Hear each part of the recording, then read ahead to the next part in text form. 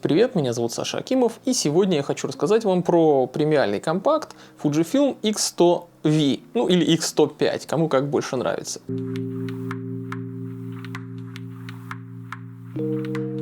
Вообще у меня на канале уже есть подробнейший обзор на вторую камеру в этой серии, X100S. Там довольно много разной полезной информации, в том числе и по истории вообще серии, и по истории Fujifilm самого, как, собственно, Fujifilm мог вообще, в принципе, исчезнуть. Именно фотоподразделение, я имею в виду, могло его вообще прикрыться медным тазом. Но, тем не менее, да, выход в ретро-стиле первой самой камеры X100 спас положение, она стала популярной, она, можно сказать, возродила интерес к Fujifilm как бренду, производящему фототехнику, и в дальнейшем вот этот вот ретро-дизайн, он уже перекочевал и в их новую, на основе этого X100, собственно, созданную беззеркальную систему с APS-C форматом матрицы, XF Bayonet появился тогда. Ну, собственно, их первая беззеркальная камера X-Pro 1, она заимствовала некоторые узлы у X100. И, кстати говоря, на X-Pro 1 у меня тоже не так уж давно выходил обзор на канале, можете его тоже посмотреть, если еще не видели. На сегодня, когда я записываю этот ролик, на рынке уже существует 6-я версия X100. Там, в общем, довольно тоже немало изменений каких-то. Каждая из этих камер, она, в общем, довольно сильно менялась. В лучшую сторону, как правило.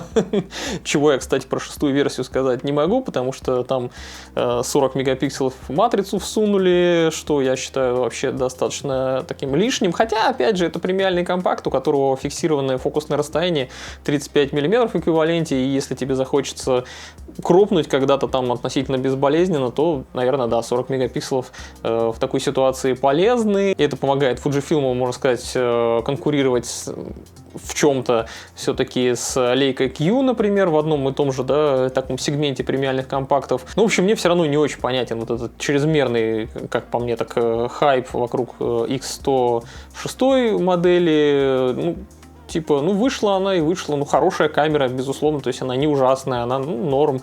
Ну, мне, например, она в целом не очень интересна. И продается-то она сейчас еще из-за расцвета всякого барыжничества, из-за расцвета любви к ретро-камерам где-нибудь в Китае, например. Она продается сейчас, к сожалению, по всему миру с не очень хорошим прайсом, то есть у нее заявленная цена там что-то $2000, что ли, насколько помню, что уже как бы многовато на самом деле для премиального компакта, в котором, ну, нет ничего уж такого прям запредельно охуенного. На эти бабки можно купить системную камеру какую-нибудь нормальную, на которую ты можешь любую оптику поставить. В общем, мне этого не понять, я немножко далек от такой вот шизы, но сегодня, в общем, поговорим мы про предпоследнюю версию X100, X100V или X105. Она, в общем, пожалуй, на мой взгляд, имела наибольшее количество всяких таких важнейших нововведений, которые в дальнейшем перекочевали и в 6-ю версию, ну, за исключением, да, того, что в 6-й версии уже матричный стаб появился, скорее как вынужденное решение, потому что там 40 мегапикселов матрицу впихнули. В остальном же, в принципе, шестерка-то от пятерки, кроме вот этой матрицы и стаба, ну, особо ничем не отличается. Ну, может, чуть-чуть фокус получше. Ну, там, знаете, на полшишечки. X105, она вот прям сильный такой скачок относительно X100F. Ну, и X105 версии, про которую мы сегодня будем разговаривать, она все равно, камера эта считается до сих пор еще актуальной. Насколько я понимаю, она не дисконтинует, то есть она все еще, вероятно, выпускается где-то. И, да, в принципе, в продаже есть еще в магазинах, она продается вполне себе активно. И тоже за огромные бабки. Опять же, цена на нее в целом подскочила, ну, еще и тут курс, санкции и прочее. В общем, цена у нее, опять же, фантастическая. К счастью, у одного моего товарища эта камера была в наличии, он ее любит, холит, лелеет, ну, точнее, его жена в основном использует ее. Но суть не в этом, в общем, дал мне ее погонять на время для того, чтобы я ее протестировал, поигрался с ней немножко и составил какое-то мнение для того, чтобы вам о ней рассказать. Ну, а мнение о Fujifilm'ах современных мне составить достаточно легко и просто, потому что я их огромное количество уже перепробовал, и в целом они там отличаются друг от друга минимально, какими-то только нюансами. По сути своей, на самом деле, вот это X105 — это уменьшенная X Pro 3, у которой экран как минимум нормальный, в отличие от X Pro 3, у которой он заворачивается в другую сторону. И к ней намертво просто приделан объектив 23 мм f2 второй версии. Но это если мы чисто про какую-то железную часть говорим, то есть там объектив, матрица, процессор. Здесь вот, ну, действительно, это просто тупо по этим составляющим X Pro 3, к которому приделали этот объектив. Но все-таки у камеры немножечко другая философия, немножко другая логика, несколько иное управление, и она реально отличается по своим ощущениям, ну, как минимум, потому что она меньше еще ощутима все-таки, чем X Pro 3, ну, не прям там в 100 раз. Но все-таки у X105 версии у нее есть серьезные достаточно отличия от предыдущей модели X100F. Здесь уже новая матрица на 26 мегапикселов с обратной засветкой, также X-Trans. В общем, хорошая современная матрица. Ну, в принципе, и предыдущая, которая на 24 мегапикселя была, она была далеко не ужасна, но это вот типа посовременнее, покруче, можно сказать. И объектив я тоже не просто так сказал, что именно второй версии, потому что у предыдущих, у всех камер, у X100 моделей был 23 мм f2, такой же, как самой первой версии, в общем-то, и сменный объектив для системы XF.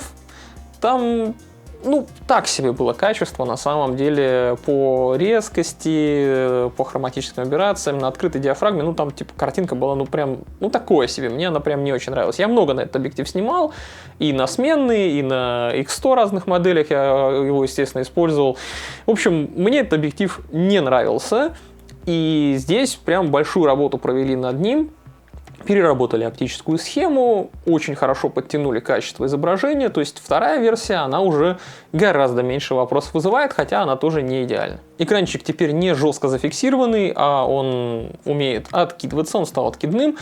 И это позволяет снимать со всяких нестандартных ракурсов гораздо удобнее, чем раньше, когда тебе надо было прям реально там корячиться, если тебе что-то с нижнего ракурса надо снять, тебе там прям надо лечь, блин, на землю и что-то сфотографировать или как-нибудь там раком скрючиться. А теперь можно просто экранчик откинуть, и все удобно и хорошо. Ну и самое, наверное, важное изменение все-таки у этой камеры, это то, что у нее появилась пылевлагозащита. При том, что, да, экранчик откидной, камера маленькая, не очень тяжелая, ну, относительно, да, там маленькая.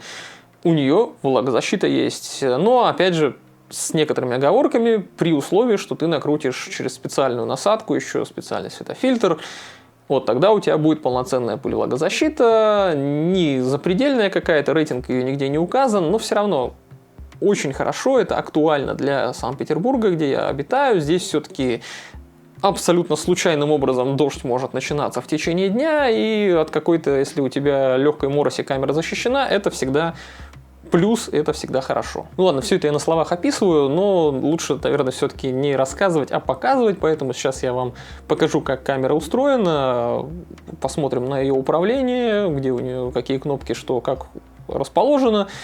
И потом уже перейдем к разбору картинок. Но перед этим давайте проверьте на всякий случай, подписаны ли вы на канал, потому что у меня очень много просмотров от людей, кто подписки не имеет, но постоянно при этом смотрит. Давайте исправляйте этот момент, нажмите кнопочку подписаться, можете лайк также авансом бахнуть. Ну и если вы все это исполнили, то давайте погнали дальше. Камера вообще стала гораздо меньше, чем были ее предшественники из серии X100, даже несмотря на серьезные изменения в ее конструкции, то есть она стала пылевлагозащищенной, у нее повсюду есть резиновые уплотнения, обычно это увеличивает как бы и массу, и размеры, но они как-то вот ухитрились сделать так, чтобы она оставалась все-таки и маленькой, и легкой.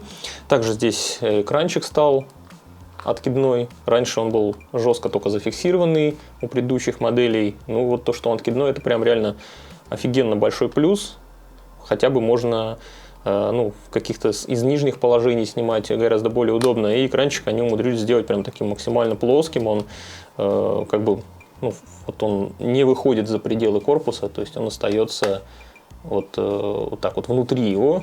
То есть даже если не знать о том, что он откидной, можно даже сразу это не понять, только вот здесь вот есть зацепочка такая. То есть это прям отрадно видеть такие изменения, мне это очень нравится. По дизайну она стала более сглаженная, потому что раньше все предыдущие модели, они были такие более, скажем так, угловатые, что ли. Здесь углы несколько сгладили, и она стала как-то даже посимпатичнее, на мой взгляд. Ну, хвата, как обычно, здесь особо нет, есть небольшой такой выступ, но это вполне нормально, эта камера лежит в руке вполне комфортно, даже несмотря на то, что здесь совсем крохотный наплывчик такой под палец.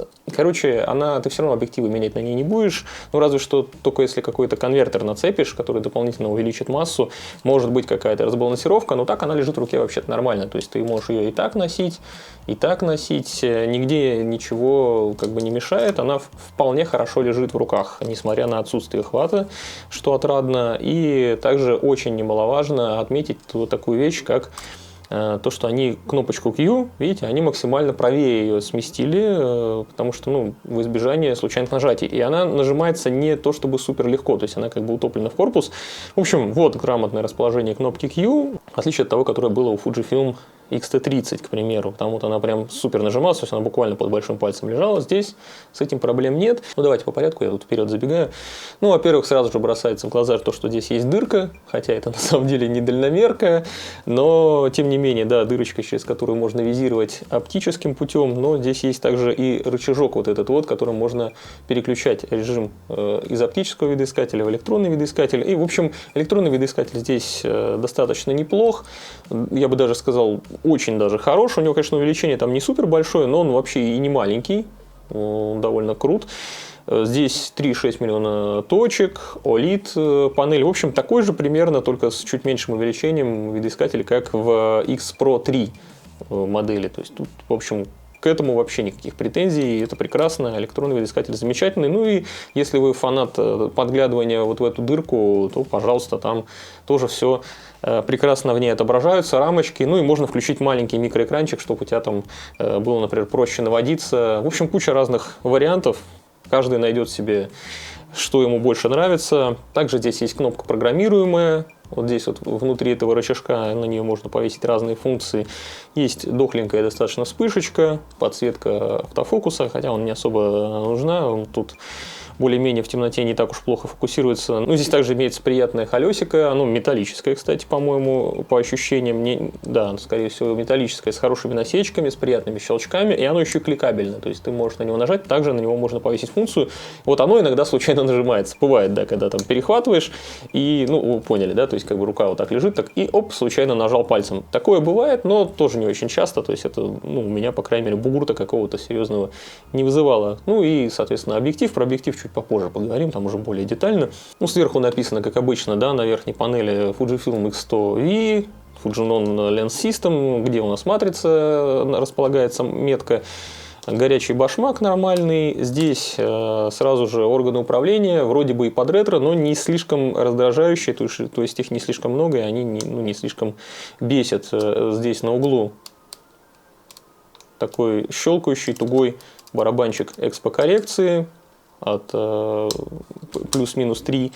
Вот здесь также можно выбрать на этом барабанчике, довольно хрупком, кстати говоря, он в принципе и у X Pro серии всегда был довольно ломкий, поэтому лишний раз его трогать как-то стрёмно, если честно. Я обычно на ашечку ставлю и в приоритете диафрагмы работаю, потому что, можно, конечно, да, от выдержки танцевать там в полном мануале, но он даже щелкает как-то страшно, мне прям стрёмно его теребить.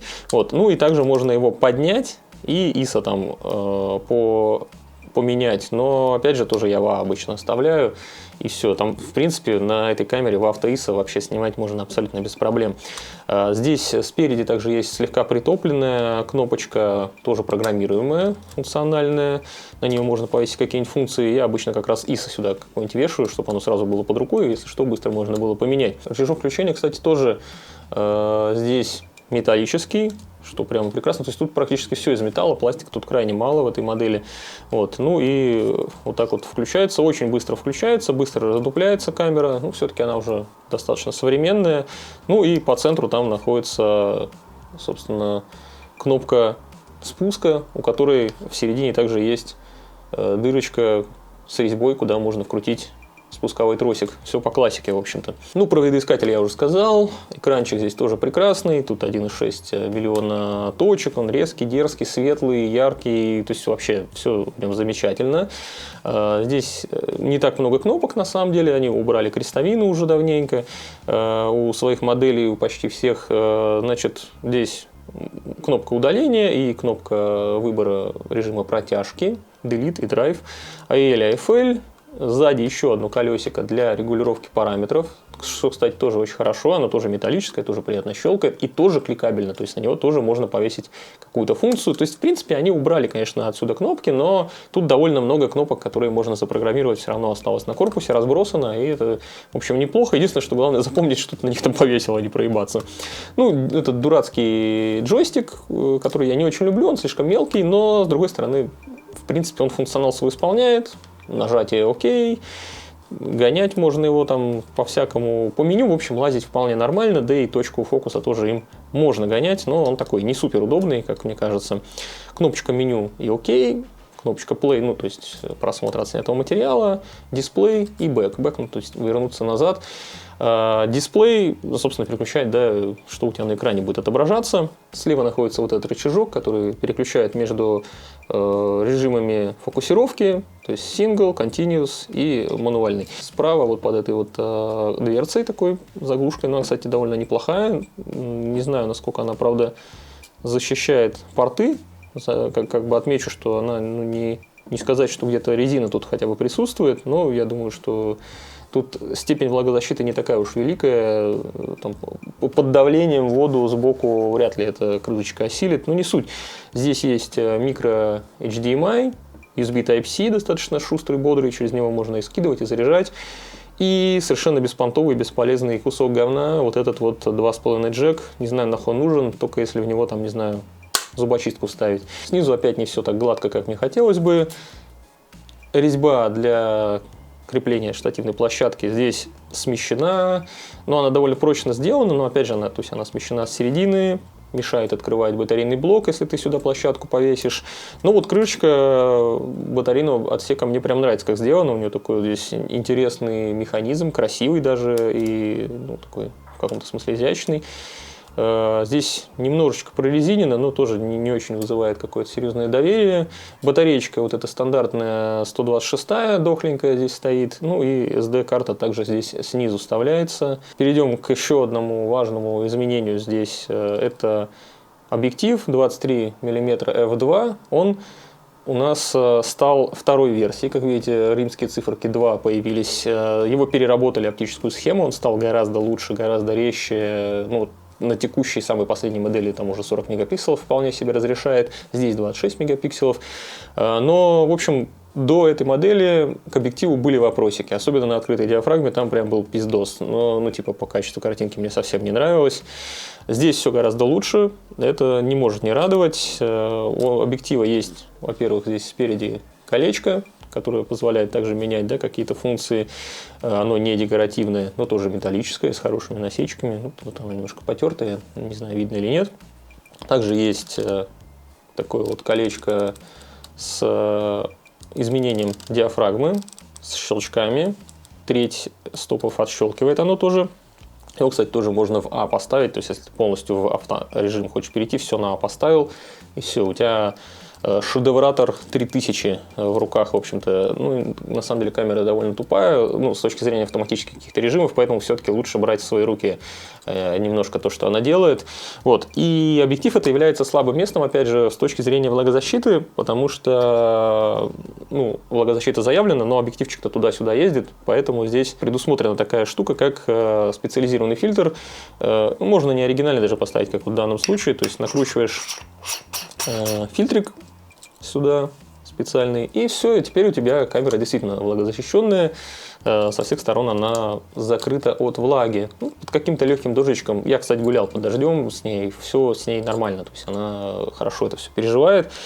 Ну и, конечно, последняя деталь — это крышечка, которая внутри с бархатной поверхностью, тоже металлическая, надевающаяся сверху. В общем, вот такие пироги. Камера именно по управлению мне понравилась, то есть с ней вообще очень приятно управляться. В руке она лежит нормально, ну, мало каких-то претензий она вызывает. И очень круто то, что и наконец-то в ней добавили влагозащиту, поворотный экран, такие вещи, которых очень сильно в Ricoh GR не хватает, к сожалению.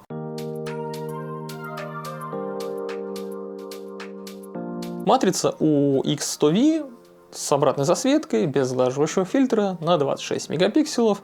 и X-Trans. И у меня такое ощущение уже складывается, что я про нее рассказывал 1000 раз, потому что она установлена в огромнейшее количество камер у Fujifilm. Она уже очень много у нее живет, уже несколько поколений камер сменилось, а матрица все не меняется. Ну, точнее, не менялась до появления 40-мегапиксельной. Хотя я бы на самом деле сделал немножко по-другому, то есть я бы скорее наоборот уменьшил бы количество мегапикселов, допустим, до 20, сделал бы отдельную линейку, где вот большая чувствительность, где крупнее сам пиксел, где лучше с показателями ISO, шумами и прочей вот этой вот херней. И отдельно сделал бы именно вот Resolution серию, где была бы 40-мегапиксельная матрица. Это было бы логично и здраво, но Fujifilm сейчас пошли таким путем, что они 40-мегапиксельную матрицу суют, по сути, уже во все камеры актуальные, а 26 как-то постепенно начинает отходить в какой-то любительский сегмент, типа XS20, хотя XS20 прекраснейшая камера, которая, на мой взгляд, гораздо лучше многих вот этих вот хваленых 40-мегапиксельных XT50 обоссанных. Ну и про матрицу долго рассусолять не будем. Матрица пиздатая, мы к ней уже готовы, мы ее знаем. Она близка по своим показателям на базовых ISO к какому-нибудь full фрейму. Действительно, ты можешь, если ты снимаешь там на ISO 160, вообще не париться насчет того, что у тебя будет что-то там выбито в цветах, или у тебя там тени где-то ты не сможешь вытянуть. Ни хера подобного, у тебя все будет отлично, гибко, красиво и замечательно. Можно вообще насчет этого не переживать.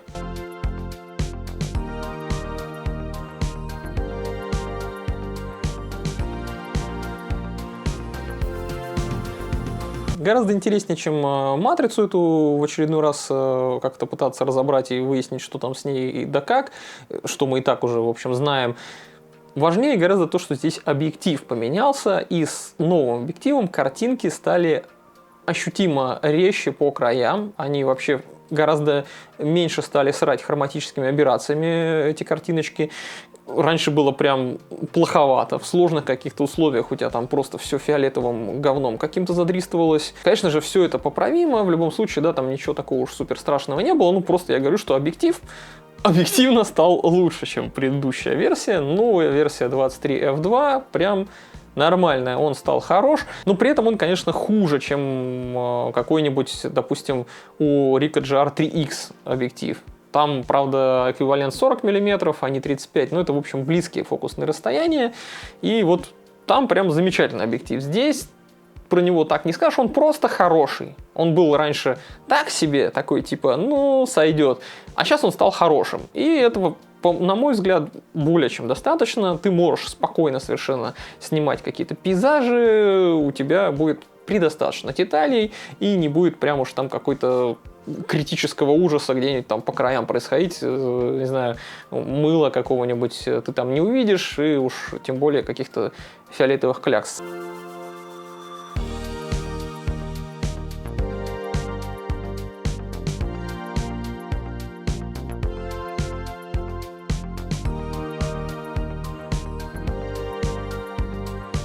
Вообще, кстати, можно попробовать на камеру поснимать и что-то около макро, хотя, конечно, объектив не очень близко фокусируется, тут нет прям уж такого прям макро-макро режима, чтобы уж прямо совсем вблизи, в упор что-то фотографировать, но для любительских целей этого тоже более чем достаточно, того, что камера тебе дает. Ты можешь действительно более-менее близко что-то снять, и картинка будет приятная, с детализацией тоже будет все хорошо.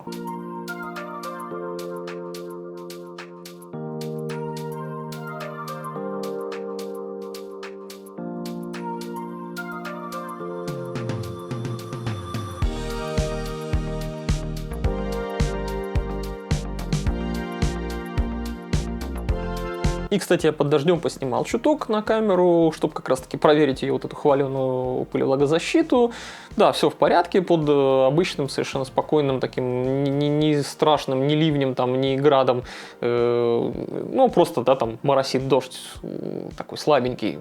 Все нормально с камерой будет, можно не париться на этот счет, снимать на нее, ну, с накрученным фильтром, конечно же.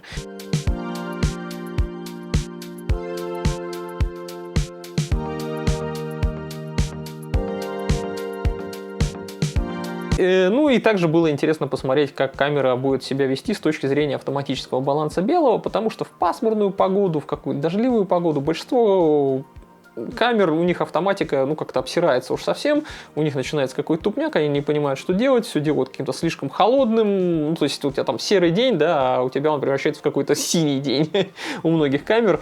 В общем, здесь более-менее, на самом деле, картинка неплохая, как мне показалось, получилось. Но в целом меня задолбало ковыряться постоянно в каждом файлике, потому что я снимаю в RAW. Я просто включил профиль Classic Negative. Ну, опять же, я оставался в RAW, просто он у меня там накидывается автоматом поверх RAW, и там уже я потом могу нормально корректировки какие-то вносить, естественно. Ну, вот именно профиль Classic Negative, он мне показался наиболее таким вменяемым из того набора всратых вот этих вот закосов под пленочку, что имеются у Fujifilm, и дальше я на него снимал, в общем, особо не парился.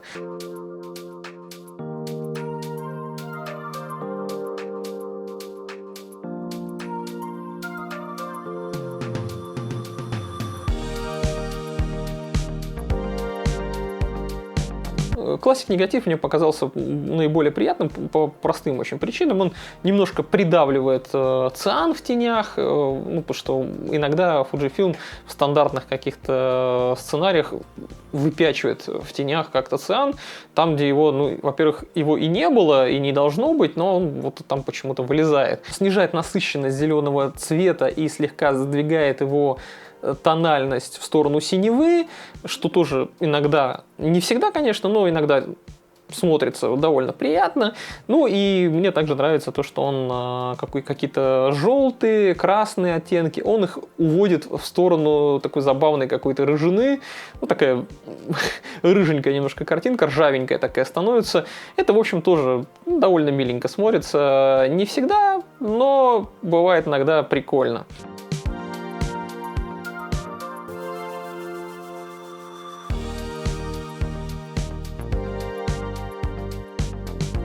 Ну, это, опять же, мы говорим о съемке моей вот этой в рамках обзора, чисто для того, чтобы составить какое-то впечатление. Я ничего серьезного не снимал, просто ходил, гулял, щелкал все подряд. И если ты перед собой каких-то сверхзадач не ставишь, то, наверное, да, можно использовать эти пресеты, это не так уж криминально, но... В общем, если ты используешь камеру для баловства, то вообще похер, типа, любой, какой хочешь, какой твоей душе там близок пресет ставишь и идешь кайфуешь, но...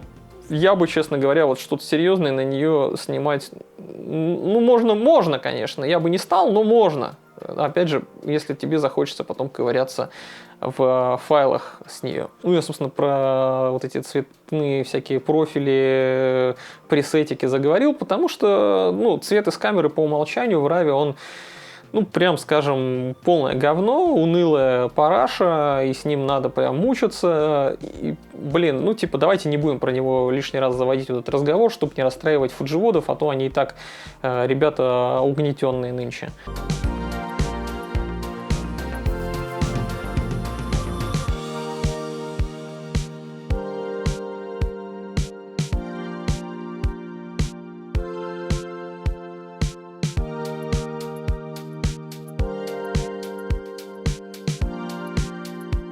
Управлять камерой оказалось вполне удобно, несмотря на вот этот ее внешний какой-то закос под ретро. На самом деле все это ретро, оно уже сведено к какой-то просто внешней атрибутике. У нее где-то там какая-то кнопочка выглядит или там крутилочка как какая-то ретро. Но в целом организовано управление таким образом, что ты можешь одной рукой управлять всем чем угодно, достать до любой функции достаточно оперативно одной рукой, тебе не нужно вторую задействовать, как это бывало у предыдущих моделей частенько. В общем, пользоваться ею вполне себе удобно оказалось. Я не ожидал, но мне было комфортабельно ее использовать, я не страдал, все очень быстро, четко, ну прям молодцы, постарались в этой области. Автофокус, правда, у камеры подкачал все же. Ну, он такой же примерно уровня, там, да, как у X-T3 и у X-T30, ну и там он так себе, в общем-то и целом. Он там каких-то фантастических результатов не показывает, он тупит, промахивается, там может в глаз не попадать, там какой-нибудь в ресницу зацепиться, людей в очках не видеть, еще какой-то херней страдать может. Ну, в общем, все, что вот присуще, все косяки автофокуса, которые есть у X-T3, у X-T30, здесь тоже имеются в полном объеме, то есть это вот прям то же самое, но здесь это еще усугубляется тем, что похоже, что привод у объектива, который линзы гоняет при фокусировке, он здесь какой-то вяленький, скорее всего, гораздо слабее, чем, я не знаю, там, за счет чего, я не разбирал камеру досконально по болтикам, ну, ощущение такое создается, по крайней мере, как у пользователя, когда ты наводишься, да, у тебя зеленая рамочка появляется, то есть как бы фокус тебе сигнализирует о том, что он у тебя навелся, но ты видишь, что линзы еще до туда не дотащились, то есть он еще не попал в этот момент, и только через некоторое время, там какие-то вот миллисекунды, но это прям ощутимые миллисекунды, ты же их видишь, типа глазами воочию, что рамка появилась, а линзы еще только вот поспевают туда попасть. Так что какого-то экшона, какого-то бодрого, чего-то резкого, дерзкого я бы на камеру эту снимать не стал. Но легкий стрит какой-то от бедра, на нее вполне себе можно снять, если там люди не бегут, а просто как бы расслабленно, спокойно идут, или, допустим, вообще статично как-то находится, то на эту камеру можно такие кадры делать без проблем.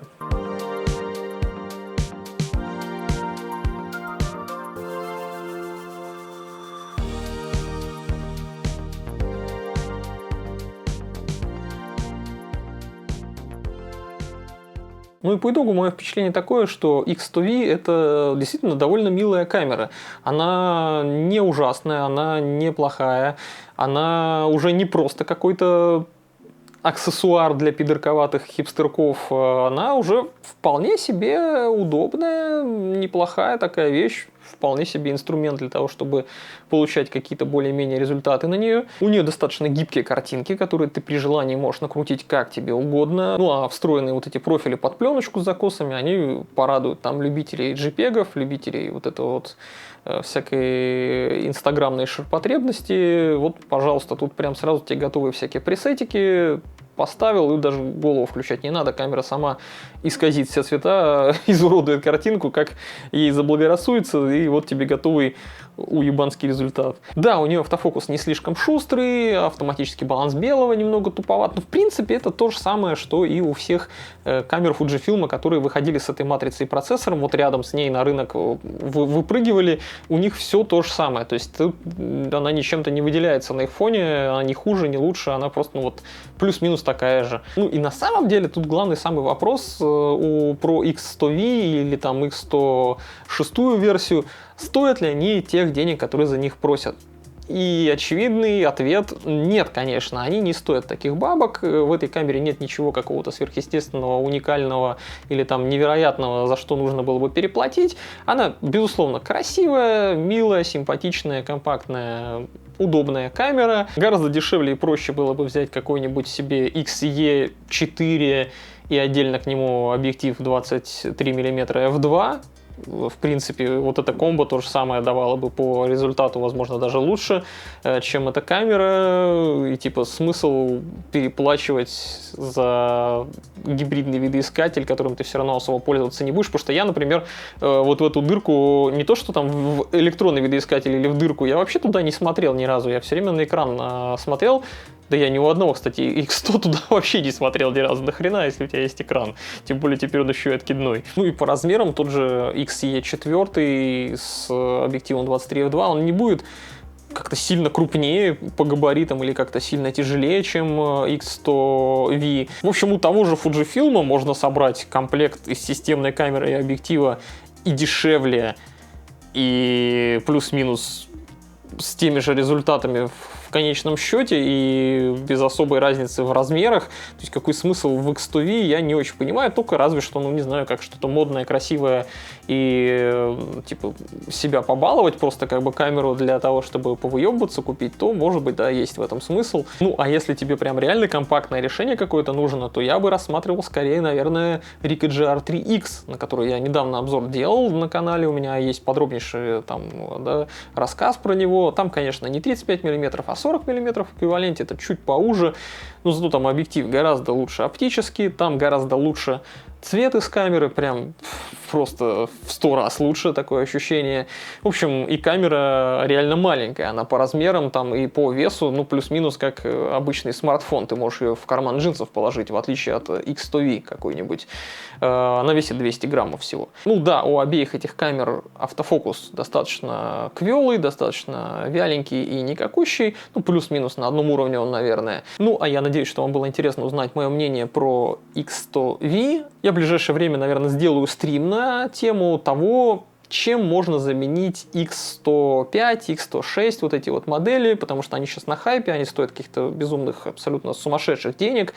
Есть при этом на рынке куча вариантов, чем их можно было бы заменить. Это было бы или лучше во всех смыслах, или дешевле, или удобнее, или краше и пиздаче. Есть куча вариантов, чем их можно заменить, и вот об этом можно поговорить будет на стриме. Ну, а я напоминаю вам, что можно на мой канал подписаться, чтобы не пропускать новые видео, поставить лайк, если вам все понравилось, ну и также напишите в комментариях, что вы думаете по поводу вообще вот этих вот современных премиальных компактов Fujifilm.